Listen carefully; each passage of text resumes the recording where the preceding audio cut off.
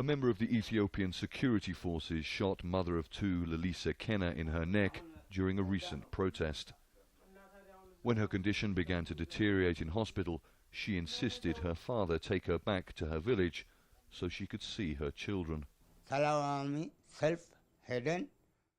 We went to demonstrate. They allowed us to pass the first checkpoint. At the second checkpoint, somebody threw a stone. Security forces then took action. People threw themselves on the ground. The people here are afraid to talk. This man insisted we hide his identity. He says police in his town arrest men who gather in groups of more than two. Our future is uncertain. We don't know whether we will be detained or killed.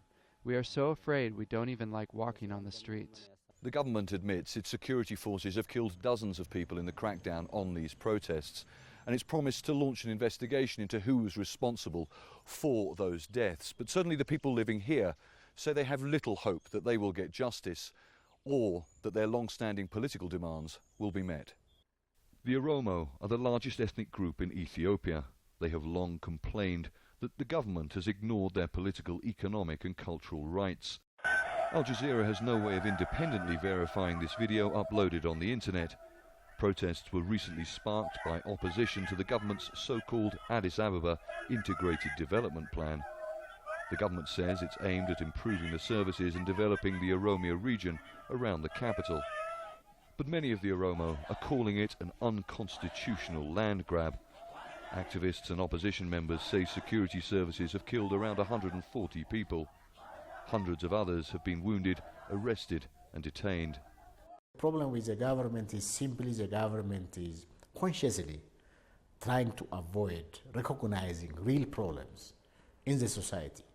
In fact, the Ethiopian society, not only the Oromo society, is simply fed up of the regime, fed especially the youth, the young people. They lost hope, total hope. The government admits the Oromo people have legitimate concerns that it needs to address. It says it has suspended the Addis Ababa Integrated Development Plan, and it blames the violence on individuals with links to what it describes as a terrorist organization. The implementation of the plan is basically a question over which only the people have the final say. Back at Lalisa Kenna's home, her son Derajay is too young to have any say in his future. He just hopes his mother doesn't die. Stratford, Al Jazeera, Wolonkomi, Ethiopia.